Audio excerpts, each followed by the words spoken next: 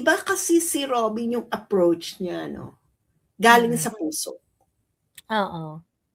Yung mga sinasabi ni Robin ay galing sa puso. And Mm. that's why the people are endearing to him. Mm.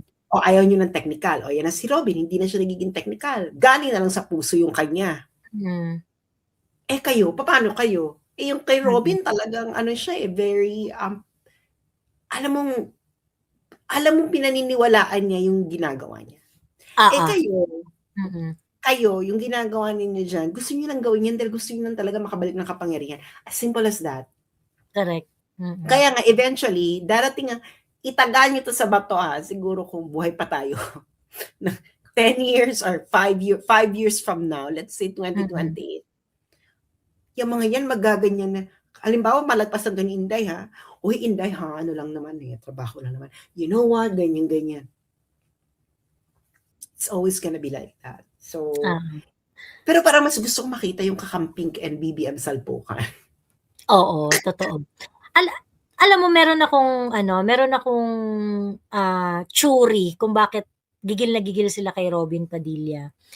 Kasi, yung mga survey kasi, if i-calculate mo lahat ng survey, the survey is pointing out doon sa fact na, kasi ang Luzon at saka Visayas steady na eh, mahirap nang wasakin yung Luzon at saka ang Mindanao at ang Visayas, mahirap nang salpukin 'yan. So, mahirapan talaga silang gibain at, anuhin ng kaya nga sila lahat ng energy nila binubuhos nila sa Visayas, Mindanao, eh. Kasi, mahirapan talaga silang pabaguhin ang isip ng mga Mindanaon at saka ng mga Bisaya. VP in Visayas, grabe parang nagna-90 siya do'n. Nagna-90 siya do'n, 80-90 gano'n yung ano niya do'n, eh, approval rating niya do'n, eh. Pagkatapos Visayas, Mindanao 60-70 yung approval rating ni Inday diyan. So sobrang taas and I think it's difficult for them to really change that. So, yung mga anti-Duterte, busy sila sa Visayas, Mindanao. I think alam nila na ang weak spot ni Inday is Luzon. Kasi pagdating sa Luzon, Inday ang mga Duterte panalo sa NCR. NCR is Duterte country ha. NCR is Duterte country. The five election cycles prove that NCR is a Duterte country. Pero yung yung buong Luzon except sa NCR, diyan dikit at minsan nga mas nauungusan pa nga ng ng mga anti-Duterte ang mga Duterte.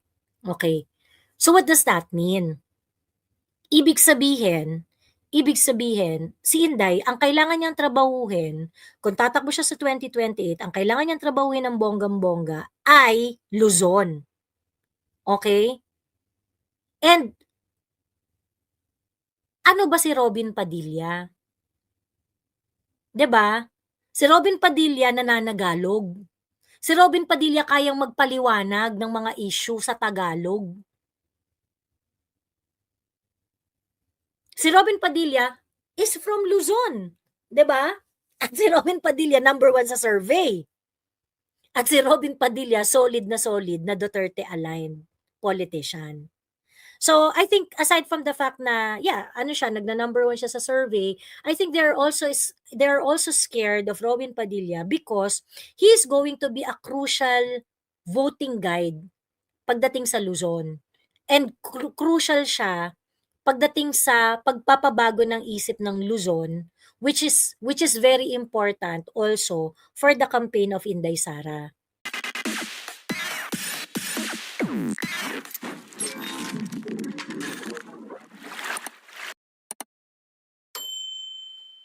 Anyway, so today is the 7th day of hearing. Today, nagdebate ang Senado tungkol doon sa mga documents na gusto ipasabina ng prosecution.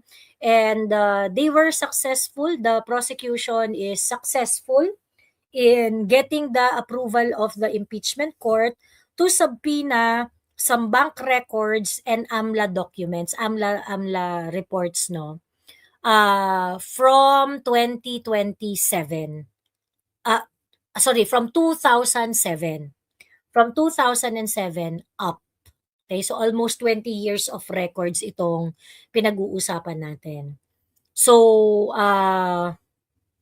before the impeachment started, actually, nagsalita si Senator Robin Padilla, and inaddress niya yung kumalat na balita over the weekend na kung saan sinasabi na siya daw ay hindi sumagot sa nag-fail daw si Robin Padilla sa pag-answer nung kasong kinakaharap niya tungkol sa obstruction of justice. So, kinuha ni Robin Padilla ang pagkakataon para magpaliwanag na siya ay sumusunod at tumalima sa reglementary period at siya ay nagpasa ng kanyang answer. Hindi niya ito kinalimutan, hindi niya ito binaliwala, at hindi totoo ang kumakalat na balita. So, umuusok ngayon ang ilong ni Erwin Tulfo, okay? Dahil sabi ni Erwin Tulfo, bakit mo ginagamit ang oras sa impeachment court? Ang impeachment court ay para kay Inday Sara lang. Hindi ito dapat ginagamit para ipagtanggol ang sarili, para mag-grandstand, kineso. Ang impeachment court ay para sa impeachment court lang. At galit na galit si we should follow the rules, kineso. Ganun sabi ni Erwin Tulfo. So galit na galit siya. Ayan, sayang ang oras. We're talking about this kind of things. Pagkatapos, hindi naman para dyan ang impeachment court. Sabi ni Erwin Tulfo. Ngayon, nag-explain si Robin Padilla and Alan Peter Cayetano also stood up saying na yung mga ganito kasing bagay, kailangang i-address. Kasi naku-question yung kredibilidad ng mga senator judges. Yung mga senator judges, okay, yung mga senator judges, nasa gitna ng impeachment trial. So, it is not good that the credibility of the senator judges are put into question. Like for example, si Senator Robin Padilla, boboto siya later on eh. Pag bumoto siya later on, base sa evaluation niya ng mga facts na hinain sa kanya ng mga hearing diyan sa impeachment court, magdedesisyon siya, expected siya at least on paper to decide na magde-decide siya ng patas. Ngayon, syempre, yung mga tao iisipin na, ay hindi, nagano yan, wala namang alam yan, hindi nga sumagot yan doon sa impeachment, hindi nga yan sumagot doon sa complaint sa kanya sa ombudsman hindi nga sumusunod sa rules yan pagkatapos magde-decide sa impeachment, boboto dyan sa impeachment court. Ganon. And I think that is something that Erwin Tulfo miss. Okay? Tama naman sa Erwin Tulfo kung absolutely wala talagang kinalaman sa impeachment court yung pagsasalita ni Robin Padilla. Kung talagang it's purely grandstanding, I agree with Erwin Tulfo na dapat hindi ginagamit talaga ang impeachment court sa pag-grandstand sa mga bagay na hindi naman related sa impeachment. Kaso related, Erwin, related. 'Di ba? Related. It is an important matter, and they should be given time to explain themselves as a senator judge. Syempre para malinis yung pangalan nila or maput on record din, 'di ba? Na hindi totoo yung mga ibabato sa kanila, nagpaliwanag sila at ito ay naging part ng record ng impeachment trial. Kasi yung itong whole exercise na to, hindi lang naman to yung sa defense at saka sa prosecution, no? This is also about everyone that composed that impeachment court, 'di ba? Yung mga senator judges, yung mga officers na involved at nag-handle ng records ng impeachment trial, yung mga ganung bagay. So importante yan na malinawan. So, ang hindi ko magets dito kay Erwin Tulfo, hindi masyadong pantay yung galit mo Yung galit mo parang yung yung eksena ni Erwin Tulfo, yung gustong-gusto niya nang makascore. Na parang, gusto ko na ng viral moment. Gusto ko maipakita sa lahat na nadurog ko si Robin Padilla. Eh, kaso nga lang, 'di ba? May point si Robin. May point si Robin doon. Ngayon, last week lang, 'di ba? Grabe yung naging attack nila kay Robin Padilla, no? Every time na meron silang pagkakataon na babuyin si Robin Padilla, they really take advantage of it. Tapos, binubunot na nila yung mga trump card nila against Robin Padilla. Si Angel Locsin, 'di ba? Pinagsalita na nila, 'di ba? Yung mga ganung bagay. So, nag-wonder ako na bakit G na G sila kay Robin Padilla? Eh, 1 vote lang naman si Robin, 'di ba? Ano nila diyan kay Robin? Ayun pala. Si Robin pala ang Hi, Pao! Kumusta na dyan sa The Hague? Ayan. Si Pao ay nasa The Hague? Oo, nasa Hague siya ngayon. Bakit? Char. Ayan, yung mga picture niya, nasa Hague siya. Ayan. Magra-rally siya doon. Ayun. Oh, ano nang ganap mo, Pao? So, itong si Robin, bakit ba ayaw nila kay Robin Padilla? Bakit ba ganyan ang ano nila kay Robin Padilla? Top 1 siya, be, sa survey. Na senatoriable. Ah, talaga? Consistently lagi siyang nasa top 1. Kailan siya naging top 1 ngayon? Ito lang yung recent na survey. Yung Ng recent ano? na survey ng, what was it? Teka lang ha. Pinost ko eh.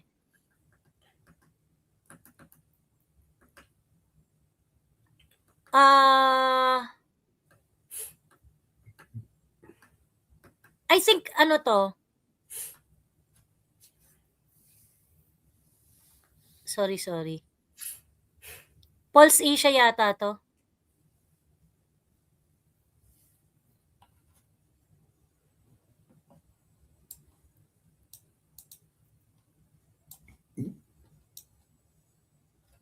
Pulse Asia na survey. Pinaka-recent. Yung time period is June 28 to July 3. Ayan. Malamig dito, kinig sa inyo. Talaga ba? Malamig? O dahil nilalamig ka, Pao, magbigay ka sa amin ng pangkape. Charot. Kasi iba yung dagat ka, Pao. At nakakaangat-angat ka na sa buhay. Nakakaangat ka ng buhay mo, kailangan mo kaming bigyan ng pangkape ni Joey. Pao. Ganun lang kasimple yun. Kumain ka dyan, Pao, sa Netherlands ng Oliboli. Ayan. Saka ng oh my God, I forgot my Dutch already. It will come later. So, mag-ingat ka dyan, Pao. And ano ba ngayon? Ay, summer ngayon eh. Sinabi mo sa akin dahil marami akong alam dyan tuwing summer. Anyway. So, so what can we say about what they're doing to Robin? What can I say?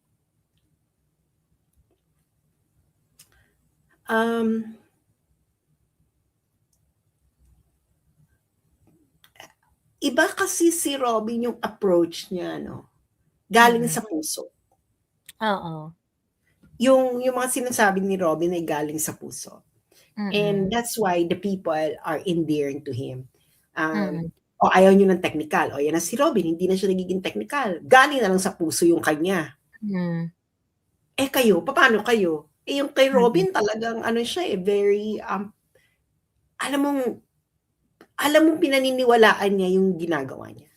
Eh kayo, yung ginagawa ninyo dyan, gusto niyo lang gawin yan dahil gusto niyo lang talaga makabalik ng kapangyarihan. As simple as that. Correct. Kaya nga, eventually, darating itagal niyo to sa bato siguro kung buhay pa tayo. 10 years or 5 years from now, let's say 2028. Yung mga yan, magaganyan na. Halimbawa, malagpasan doon ni Inday Uy, Inday ano lang naman trabaho lang naman. You know what? Ganyan.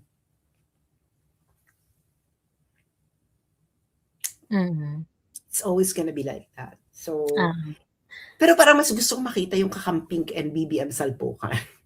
Oo, totoo. Alam mo meron akong, theory kung bakit gigil na gigil sila kay Robin Padilla. Kasi, yung mga survey kasi, if i-calculate mo lahat ng survey, the survey is pointing out doon sa fact na, kasi ang Luzon at saka Visayas ano na, steady na, eh, mahirap nang wasakin yung Luzon at saka ang Mindanao at ang Visayas, mahirap nang salpukin 'yan. So, mahirapan talaga silang gibain at, anuhin ng kaya nga sila lahat ng energy nila binubuhos nila sa Visayas, Mindanao, eh. Kasi, mahirapan talaga silang pabaguhin ang isip ng mga Mindanaon at saka ng mga Bisaya. VP in Visayas, grabe parang nagna-90 siya do'n.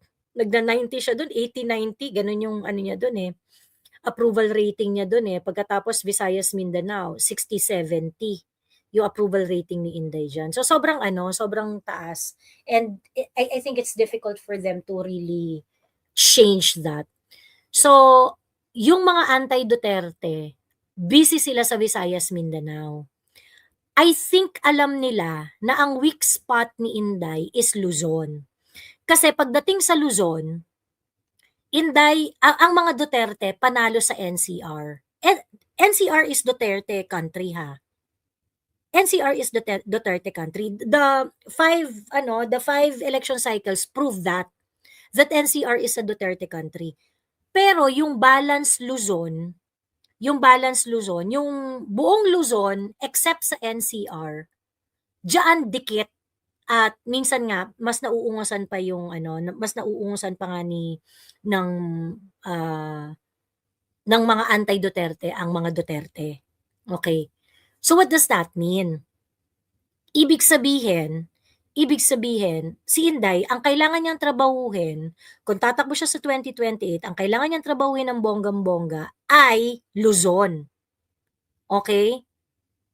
And ano ba si Robin Padilla? 'Di ba? Si Robin Padilla nananagalog. Si Robin Padilla kayang magpaliwanag ng mga issue sa Tagalog. Si Robin Padilla is from Luzon, 'di ba? At si Robin Padilla number 1 sa survey. At si Robin Padilla solid na Duterte aligned politician. So, I think aside from the fact na, nagna-number 1 siya sa survey, I think they're also scared of Robin Padilla because he is going to be a crucial voting guide pagdating sa Luzon. And crucial siya pagdating sa pagpapabago ng isip ng Luzon, which is very important also for the campaign of Inday Sara. So, kaya I think they are especially cruel to Robin Padilla. Kasi si Robin Padilla ang gateway ni Inday for Luzon, eh. 'Di ba? Ayun. Ay naku Joey, kaya madalas kayo talo, mali tina-target yung issue, sabi ni Brian Solis. Brian Solis, hindi kami natatalo, kami yung panalo. What are you talking about? What are you talking about? Kayo ang laging talo, hindi kami lagi ang talo, kayo ang Sino talo. ba si Solis? Ewan Solis, ko kung dyan. ikaw kung nag-comment kanina, kung ikaw ay kakamping, 2016 talo kayo, 2019 talo kayo, 2022 talo kayo, 2025, well, may nakapasok sa inyong dalawa, pero ang panalo pa rin is Bongo pa rin ang number 1. Oo. 4 times kayong lot and friends. Correct. Kung BBM ka naman, nanalo ka lang after 30 years. Oo. Parang pinagsasabi mo kaya kayo laging talo, eh. So, ang score natin is 4-0. So, kung manalo ba kayo ng 2028, edi 4-1. Hindi ba? Parang lang. Parang tennis. 4-1. And then next naman, I'm pretty sure talo rin kayo dahil nga hindi naman, dahil ang tsaka na ugali ninyo, girl. Like, Saan ba kayo nanalo? O sino ang pinanalo ninyong presidente? 'Di ba natalo nga si Lenny dahil sa inyo? Kayo imagine Oo. kalaban ninyo si BBM, Si natalo kayo ni si BBM. si Brian Solis kasi nakikita ko 'to lagi sa Facebook ko, eh, marami 'tong mga opinyon. Ito si Brian Solis feeling niya yung fact na ginagamit ng administrasyon na ito yung mga agency, mga government agency sa pandidikdik sa mga Duterte supporter at yung pakikipagkantutan ng mga yellow pinks sa BBM administration at nagigit-git ang mga Duterte supporter, yun yung definition niya ng panalo. Yun yung definition niya ng panalo, na parang, okey ka na Brian. Unang-una, bakit niyo dinidikdik si Inday? Because matatalo kayo ni Inday sa 2028, as simple as that. Kaya gusto And niya that is a matagal. badge of a loser. 'Di ba? Exactly. That you cannot fight fairly. Kung confident kayo sa mga sarili niyo, dapat kung kayo talaga ay confident na matatalo niyo si Inday sa 2028, dapat ang stand niyo ay hindi kailangan matalo namin si Inday sa 2028. Pero hindi, you're not confident. Correct. Kaya Na kailangan yung makipagsabuatan kay ano 'no? BBM para tagalin si Inday dahil pareho kayo ng interes. Correct. Okay? So, kung matagal naman si Inday, itong taga mo sa bato, kung ikaw ay BBM supporter, maghanda ka ng kalabanin ang mga karimari-marin na mga kakampings. Kung ikaw ay kakamping, maghanda na kayo sa fireworks na lalabas pag naglabasan na ng baho. Dahil mag-aaway din kayo niyan, my lord. Diba? Correct. So yun lang. Ilugar niyo naman yung sarili ninyo sa sitwasyon. Totoo, Si Joey ayan. kasi. Bakit ako? Ayan. So ngayon, punta na tayo dun sa dun sa part ng yung sa meat ng trial kanina. So basically, for today, ang nangyari is they subpoena the financial records, the bank records and the AMLA records of VP Sara. I'm not so sure kung ano, no? Parang yung mga corporate records yata hindi inallow.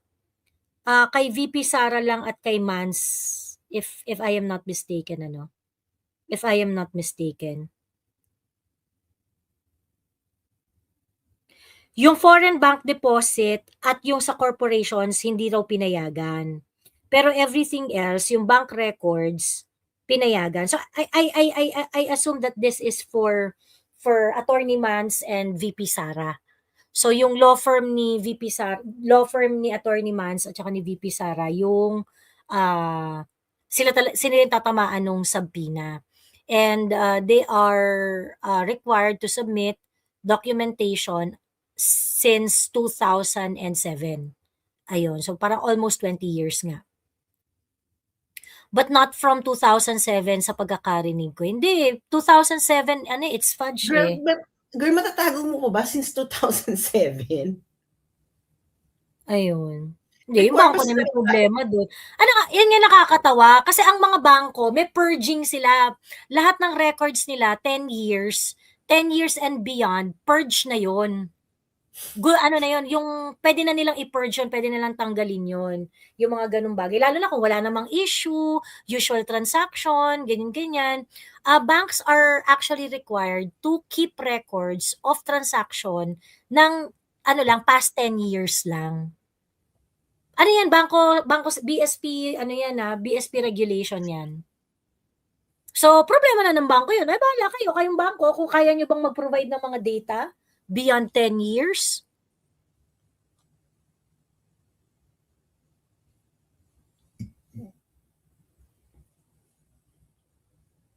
Sabi, Miss Joey specified yung years, di ba? From 2022 to present, private corp, individuals hindi kasama. 2022 lang ba? Teka, sorry.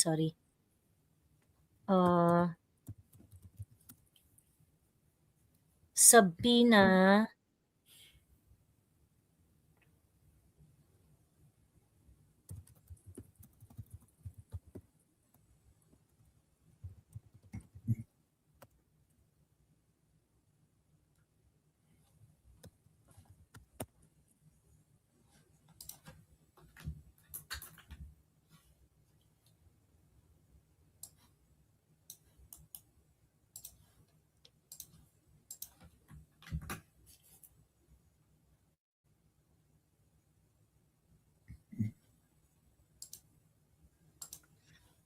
The court allowed records from 2007 to 2021.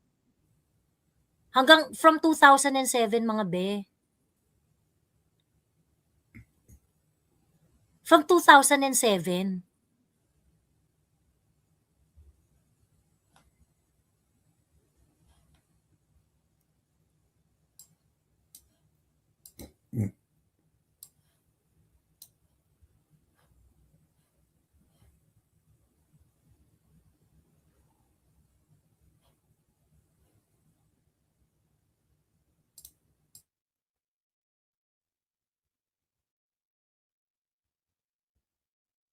Pero hindi dun sa mga corporate hindi dun sa mga corporation, hindi kasama yun sa mga corporation.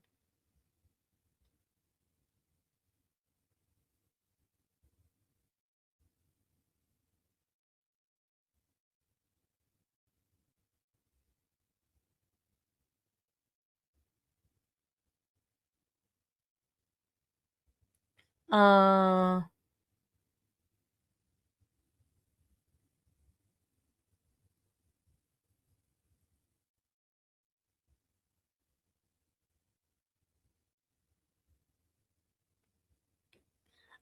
Nag-grant ginrant nung ginrant nung oo, 2007 daw to form a baseline gagawan, oo, from 2007. From 2007. Ano ang period ng pag-keep ng receipt ng BIR, Joey? 7 or 10 years, 'di ba? Yeah, yun din. Hindi ano rin yan, may purging din yan eh. May purging din yung BIR eh. Kinakabahan talaga ako, baka masira si VP sa makikita sa record or most likely may makikita silang maliit na issue palalakihin nila, sabi ni Joe Pep G. Actually, hindi ako masyadong kinakabahan kasi I'm very sure the defense already prepared for it. They already prepared for the worst. So, tingin ko parang kasama yan sa mga in-anticipate nila no, na hindi sila pagbibigyan, yung mga ganong etos. Tapos it looks like that Attorney Sheila Season is going to bring the issue before the Supreme Court. Kasi nga, klarong-klaro naman. Klarong-klaro naman na fishing expedition tong nangyayaring to. Klarong-klarong fishing expedition naman tong nangyayaring to. So, si Chel, no, ang sabi niya, kailangan namin to para makita nyo ang ebidensya, para yung court na daw mismo ang makakita kung ano yung kailangan o hindi. And I think it's just lazy ass reasoning. Kasi prosecution kayo. Kayo ang dapat na naghahanap ng ebidensya. Hindi nyo itatambak ang ebidensya sa impeachment court pagka sasabihin sa mga impeachment sasabihin sa mga senator judges na, hanapin nyo dyan, baka may magamit tayong ebidensya at proof nitong medyo na-frustrate lang ako, Ganito kasi ang nila, I'm listening to. Teka lang, tapusin ko lang 'tong last point ko. Na ano lang ako medyo na-frustrate lang ako na sana tinanong nila tong sila Chel Joc, without the document, were you not be able to prove Article 2, yung Article 2 ng impeachment? Hindi nyo ba kayang i-prove yung corruption na sinasabi ninyo? Basically, ito kasi mga documents na to, this is for unexplained wealth and failure to fully disclose asset and SALN. Okay? Para yun doon. So, pag hindi nyo ba kinuha yung mga bank records na yan at yung AMLA reports na yan, what evidence do you have? What evidence do you have? Ngayon, ang sinasabi nila is yung AMLA report daw kasi, okay, yun daw yung nagsabi na mayroong mga ganitong bank accounts. So that's why tinatry nilang ipasabpina yung mga bank accounts. Okay? But remember, meron pa tayong issue dun sa AMLA records kasi yung AMLA records na yun na pinresent doon sa House of Representative ni hindi nga yun pirmado ng taga-AMLA. Ni hindi nga natin alam kung para kanino yun. Para ba yun doon sa doon sa AMLA officer na humarap? Siya ba ang nag-prepare? Siya ba ang kasi kaka-appoint lang nun yung nagsalita sa Committee on Justice na yon. So, doon ako na medyo na-frustrate ng onte na parang, tangina, ano ba ebidensya ninyo? Kung wala yung bank records na yan, meron ba kayong ibang ebidensya? Kasi kung wala, and you do not know what these bank transactions are all about, this is a clear fishing expedition. Wala kayong ebidensya, wala kayong kaso. You have no case for unexplained wealth. Hindi porket hindi nyo ma-explain, unexplained na under the law. Hindi yun yung tinutukoy ng yung tinutukoy ng batas na unexplained wealth. Okay? Kung wala kayong baseline, kung wala kayong mismo na hawak, okay? Kung wala kayong mismo na hawak na ebidensya that would independent independent evidence apart from the bank records and things like that, you should at least be able to show ano yung mga wealth na ano yung mga wealth na pinag-uusapan natin dito. Yung mga bank records na yan, it's not going to talk about wealth eh. It's not even going to talk about wealth. It's not even going to talk about ano. Kasi those are just mere transactions. Ayun. Anyway, yes, Sas, go ahead. Sorry.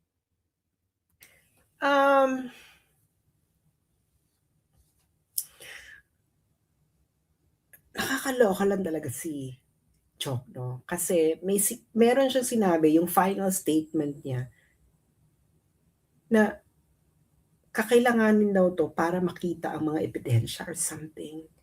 Hindi kasi natin alam. So parang, sabi ko, yun yung sinabi ni Poe. Kaya niyo to gagawin kasi magkakakilap lang kailang ebidensya. So parang, yun ang definition of Poe ng fishing expedition. So bakit may inulit? So,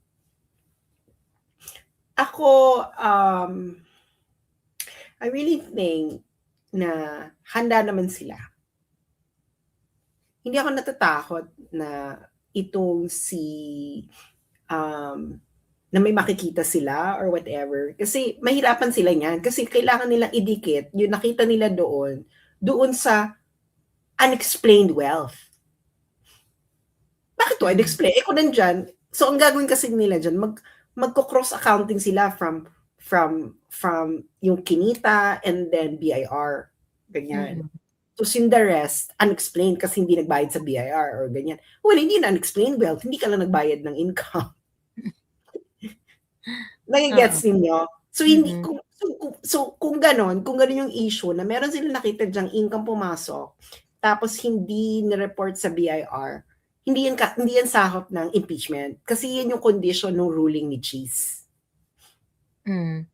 So, ang ano nila doon is unexplained wealth. Yung unexplained wealth nila is, bakit may pera ka dyan na saan nanggaling yung perang pumasok dyan or whatever. So, mahaba-haba itong tracing.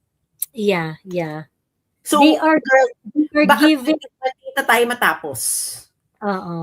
Sinasabi ko sa inyo, because,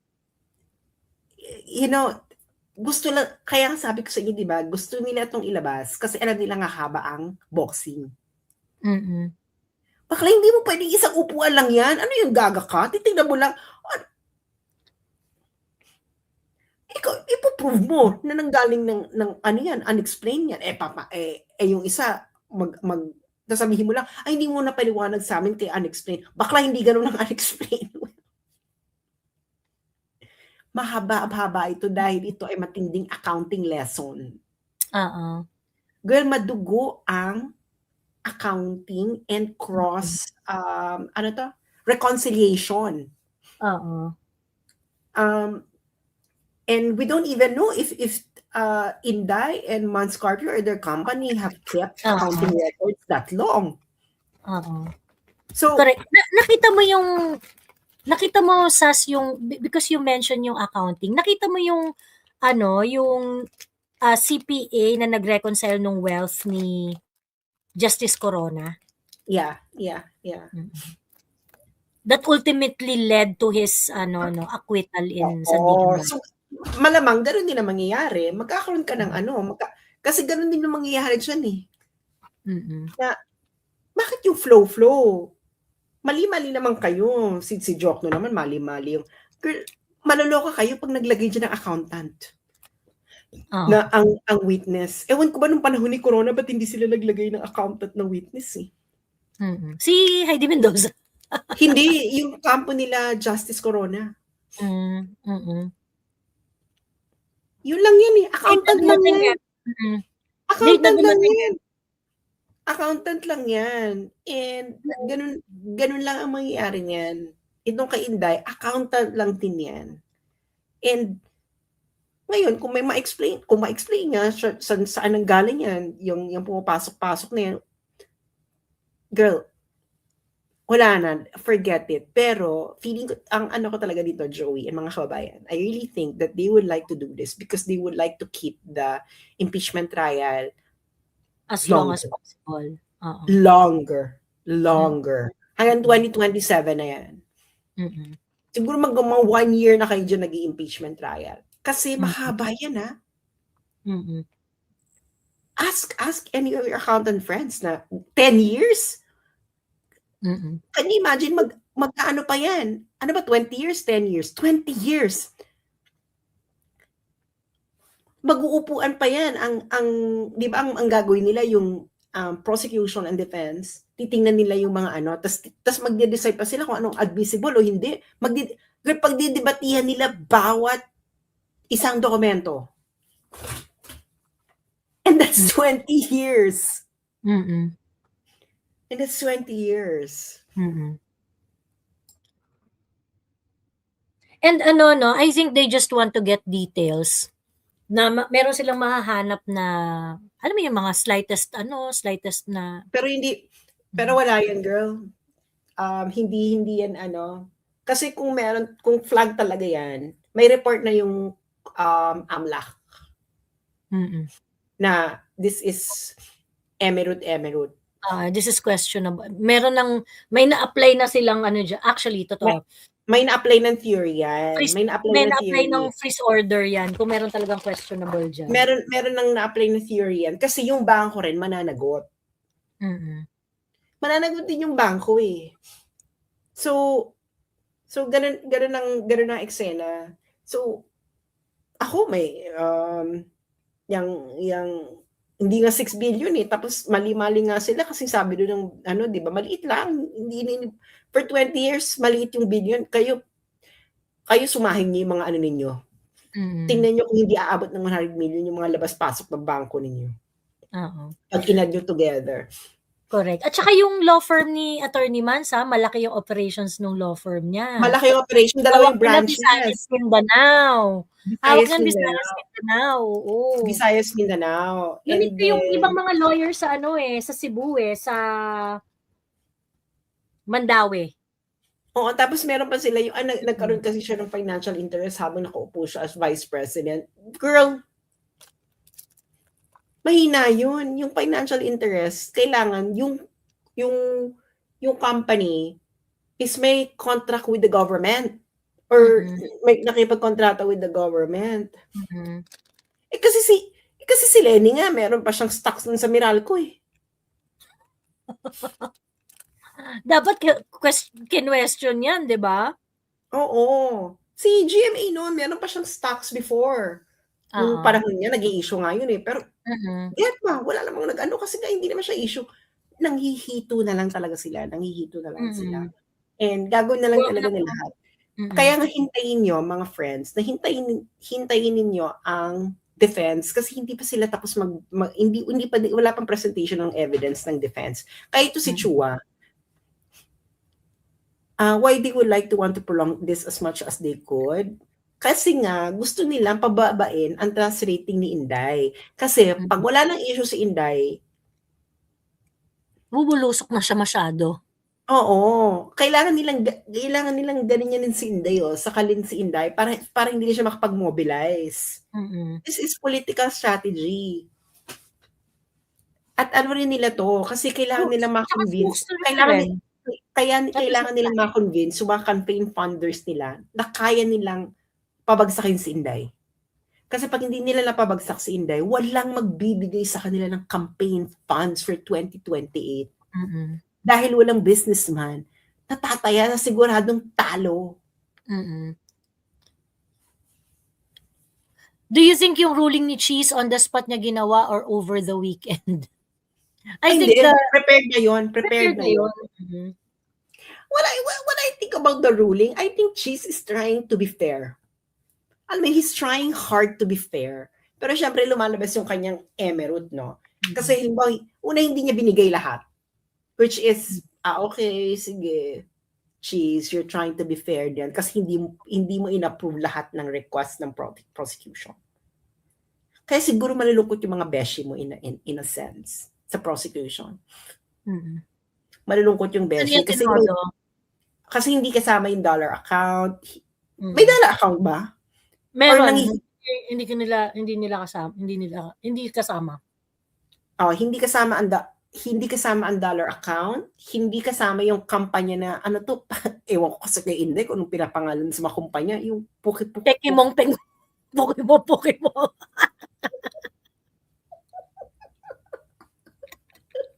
Hindi.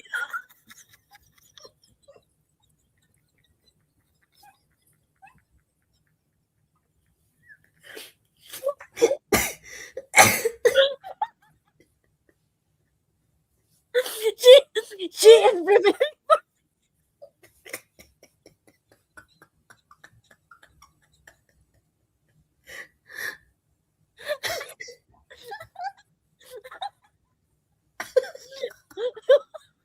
Pokemon. Hindi nga, ano ba yung pangalan ng company?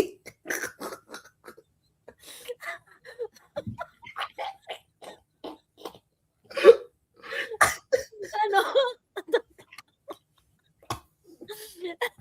Eto na, taga putang ina. Hindi kasi.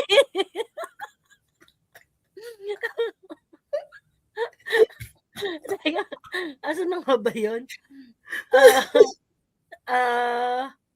The name of the company is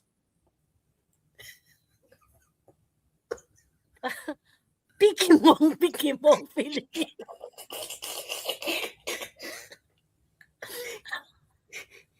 Ano pangalan?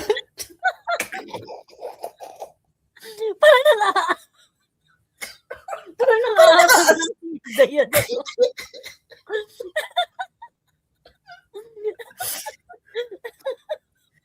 Ano pangalan? Pokemon?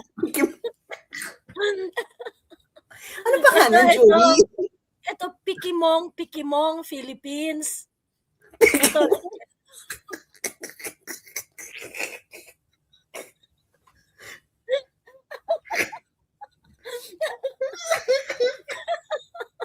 Totoo ba to? Or joke? Ayan nga. Kasama yan, binabasab Tina. Ayan, meanwhile, the court denied the request of the prosecution team pertaining to JTC Group of Companies and Pikimong Philippine Corporation.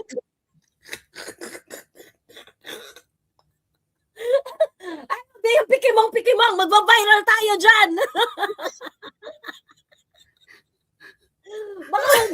Baka magkamali kayo ng pagkakasabi sa Pikimong. Ano ibig sabihin yung Pikimong? Hindi, paliwanag mo yan.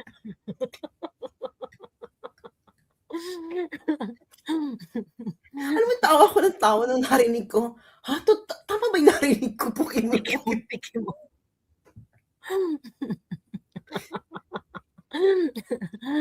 Totoo nga. Pikimong. Seriously, guys. Sinong matinong taong magpapangalan ng kampanya niya ng Pikimong?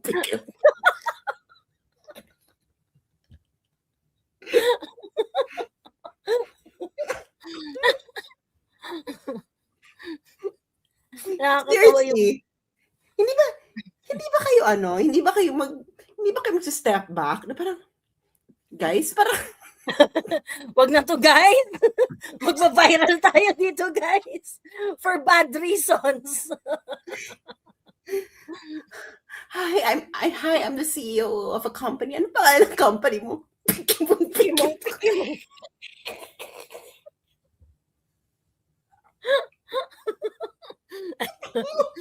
Ano raw siya, banana chips? Baka yan Chinese. Baka Chinese ka. Alam mo yon, yung parang may Chinese heritage, ganon. Ha? Pikimong? Ano ba yan? Or ano ba? Ano bang meaning niyan sa Tagalog? Pikimong.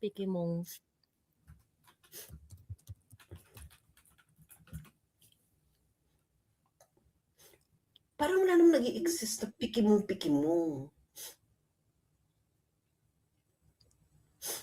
Baka nang-aasar lang si VP.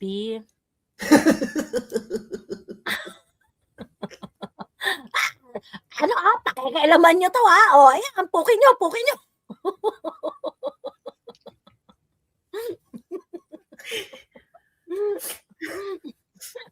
Nakakaloka si ano, it's hindi ko kaya ang Originally from the Philippines and frequently exported or found in Asian specialty markets internationally. Okay. Okay. Oo, may mga masarap nga na banana chips na okay. So ano siya, nag-export ng mga banana chips. Oo, siguro mga pasalubong yan, pasalubong products yung Oo, mga ganun. may pera talaga May 'to si pera VP. talaga yan, oo. Mm. Oo, ayun, naiiyak na si Korean yung name for export na banana chips. Okay. Ayun. Lip service lang, fairness in my opinion, kasi Cheese still gave the Prosec enough playground para makabuo ng sandcastle na pwede ipukol kay VPISD. Yung trying to be fair is just an attempt at impartiality. Sa posisyon kasi ni Cheese Escudero, yun nga kaya nga 'di ba, how can we do not take Cheese Escudero as someone na alam mo yun, na we can rely on, na gagawin ang tama, kasi Cheese would have his own political sphere Merong sariling lakad si Cheese, okay? Iniipit siya ng Malacanang, kakasuhan siya. So, transactional din si Cheese Escudero Kumbaga parang kung ano yung kaya niyang ibigay para doon kung anong kaya niyang makuha at kaya niyang ibigay, depende per issue, ganon. Depende per transaction. Ang ano lang talaga ni Cheese, ang mga advantage ni Cheese is because number one is a really competent lawyer. Magaling talaga si Cheese na abogado. So, pangalawa, ang hawak naman natin kay Cheese Escudero is you cannot go all out na magiging bias against ka sa amin kasi we're going to make you lose. Natalo ka na nga dati, 'di ba? Pinadala ka na nga namin sa Sorsogon before, 'di ba? Hindi naman nanalo si Cheese Escudero ng 2019 election 'di ba? Hindi na siya nanalo then. Nag-ano na siya sa sa Sorsogon that time. So, kumbaga tayo, ang hawak natin kay Cheese Escudero is we can make or break you. Kasi ultimately kami ang boboto 'di ba? Ngayon, si Cheese, hindi siya maka-all out commitment sa Malacanang kasi mawawala yung kanyang advantage, which is supposedly nga is a fiscalizer. Kasi tingin ko si Cheese Escudero, ganun niya binibuild yung kanyang political career Yung gusto niyang maging fiscalizer. Gusto niyang maging fiscalizer. Kasi nga, he has the materiales fuertes for that. Kasi he's a very good lawyer, he's a very good, he can articulate very well, napaka-persuasive niya, and I think walang duda pagdating dun sa part na yun kung gaano kagaling at katalino si Cheese Escudero.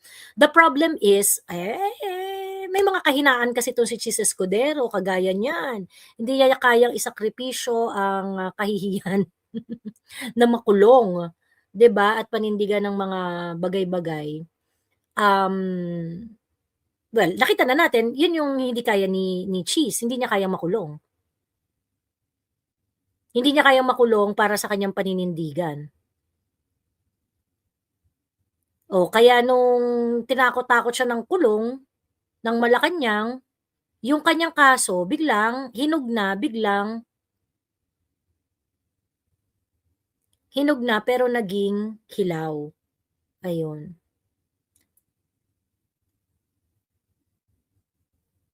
So, yun ang ano, yun ang issue, yun yung that is how we should treat Cheese Escudero. So, hindi tumodo si Cheese Escudero, hindi niya ano hindi wala kasi mako-question yung advantage niya yung talino at galing niya, itatakwil siya ng buong legal community pagka ginawa niya yung extreme kabobohan. Pero ngayon, pinagbigyan pa rin, nag-fishing expedition pa rin, pero dun lang sila sa bank records and sa AMLAC records. But still, that is enough arsenal on the part of the prosecution para magbato ng putik sa mukha ni Inday Sara. Ayun. Dating Agriculture Secretary ni FEM yung tatay niya. Sabi ni Jennifer Kadugog. 'Di ba sa yearbook niya parang sinabi niya doon loyalista. Di kasama BIR, yes, hindi kasama yung BIR. Ayun. Pero may pinoint out si Attorney Neil dyan kasi nagma-microvlog din si Attorney Neil while the impeachment was going on Ang sabi ni Attorney Neil, yung sa AMLA, absolute ang confidentiality noon. Absolute ang confidentiality noon. So, not even the impeachment trial can require the AMLAC documents to be publicized. Ayun.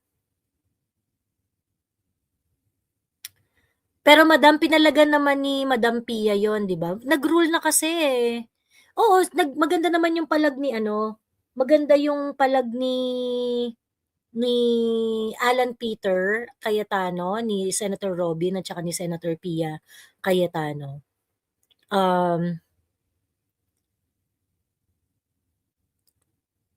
At lumabas talaga that they do not have anything. And I think it should be emphasized na without these documents that you are asking for, ano yung ebidensya nyo for ill-gotten wealth at unexplained wealth? 'Di ba? Kasi kung wala kayong ebidensya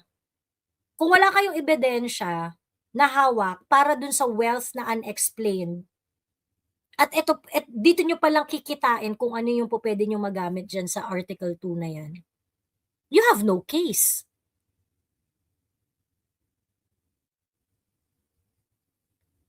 Ayun lang.